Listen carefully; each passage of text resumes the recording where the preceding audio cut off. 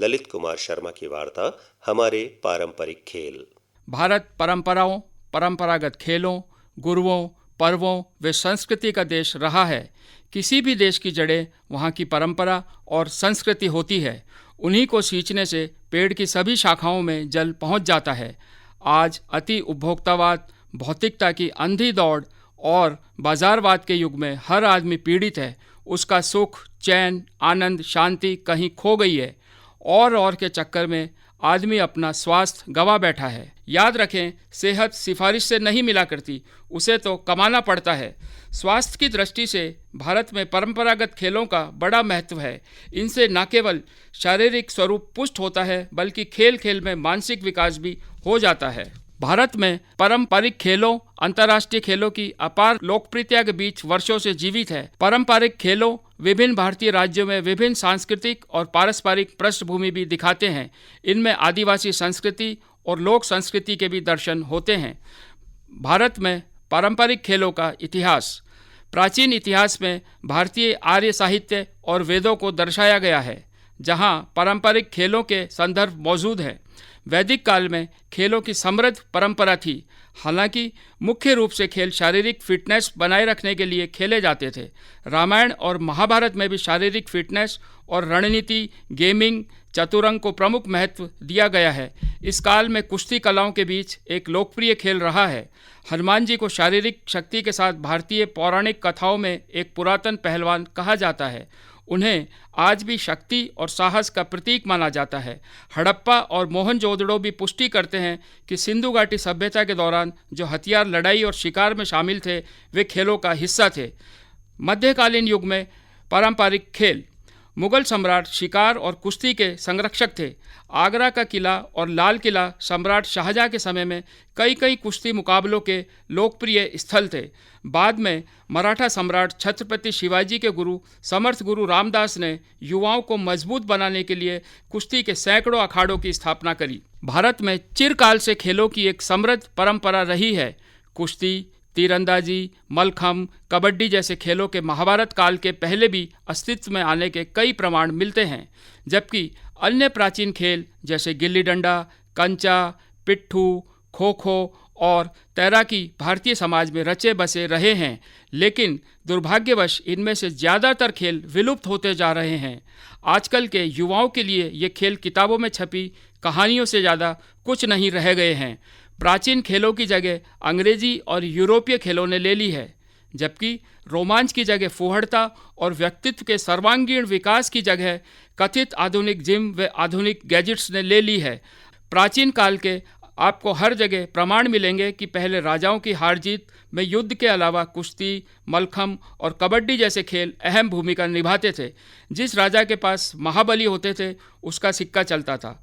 बलिष्ठ लोगों की दिनचर्या की शुरुआत अखाड़ों से होती थी, जहां दंड बैठक, योग और रस्साकशी का सहारा लिया जाता था। खाने के नाम पर कुदरती चीज़ों पर ध्यान दिया जाता था, लेकिन समय बीतने के साथ साथ अंग्रेज़ों के खेलों ने प्राचीन खेलों को दबाना शुरू कर दिया। आज स्थिति यह है कि अखाड़े की जगह कसरत के लिए जिम ने ले ली है। फल, दूध, घी और मेवे की जगह प्रोटीन के पाउडर और शक्तिवर्धक दवाइयों ने ले ली है। इससे भारतीय खेल जगत का कतई भला होने वाला नहीं है। इन प्रोटीन और दवाइयों से कुछ समय के लिए तो ताकत आ जाती है, लेकिन लंबे समय तक ताकत हासिल नहीं की जा सकती।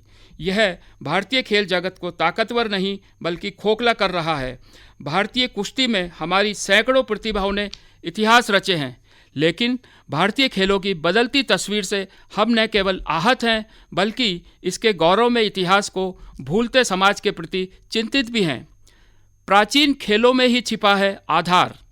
ज़्यादातर आधुनिक खेलों पर गौर करें तो आपको उसमें पीछे प्राचीन भारतीय खेल के आधार नजर आएंगे। मलखम्ब ने जहां कुश्ती और जिम्नास्टिक को जन्म दिया, तो खो खो व कबड्डी ने फुटबॉल व हॉकी जैसे खेलों में चपलता, तेजी, ताकत और डोज देने की तकनीक सिखाई। इसी तरह आप गौर करें तो पाएंगे कि गोल्फ में जिस एकाग्रता व अचूक निशाने की ज़रूरत पड़ती है, कमोबेश वही शैली कंचे में भी अपनाई जाती है।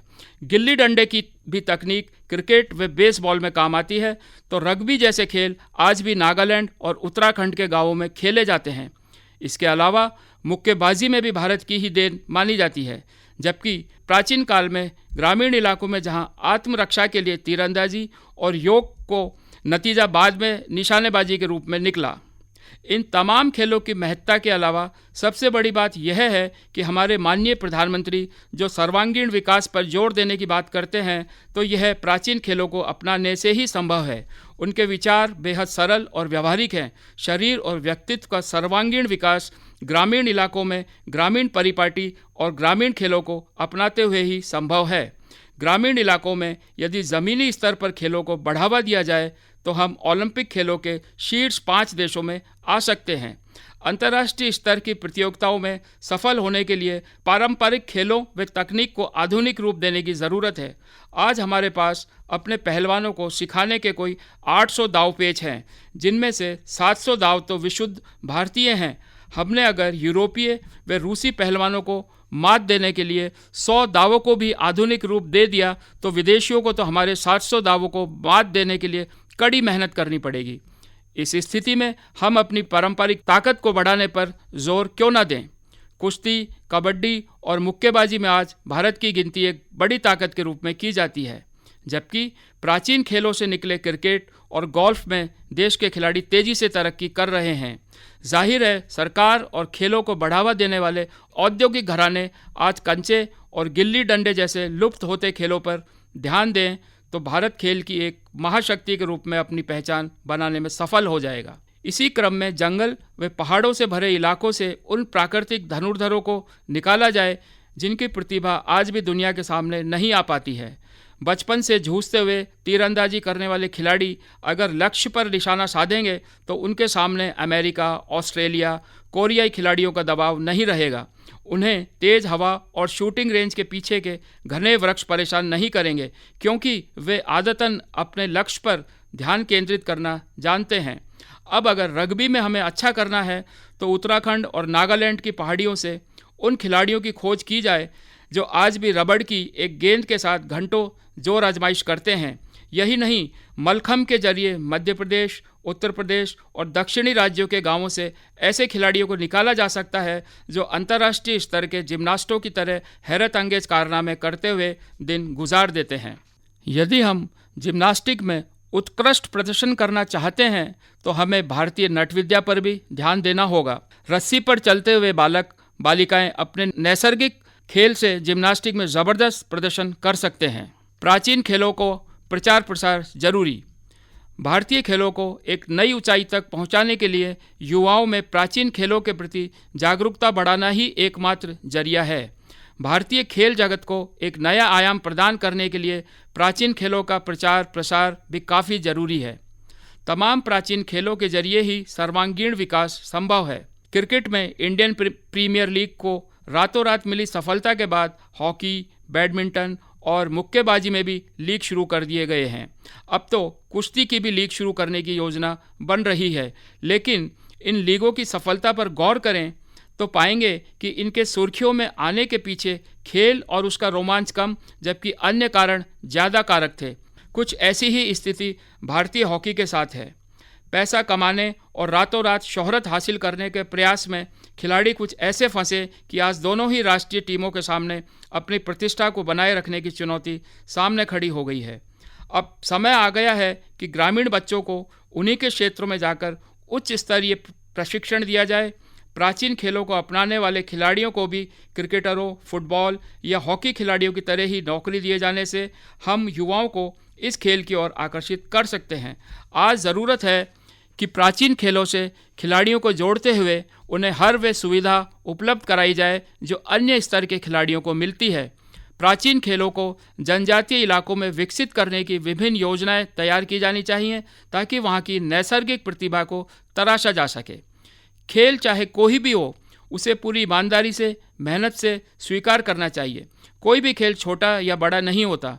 हर खेल में सफलता हासिल करने के लिए मेहनत करनी पड़ती है, रणनीति बनानी पड़ती है और अपनी प्रतिभा का 100% प्रदर्शन करना होता है। ग्रामीण व पारंपरिक खेलों के जरिए यदि आधुनिक खेलों में विकास किया जा सकता है तो उन्हें जरूर अपनाना चाहिए। हमारे पारंपरिक खेल। श्रोताओं, खेल जगत कार्यक्रम में अभी आपने सुनी ये वार्ताकार थे ललित कुमार शर्मा।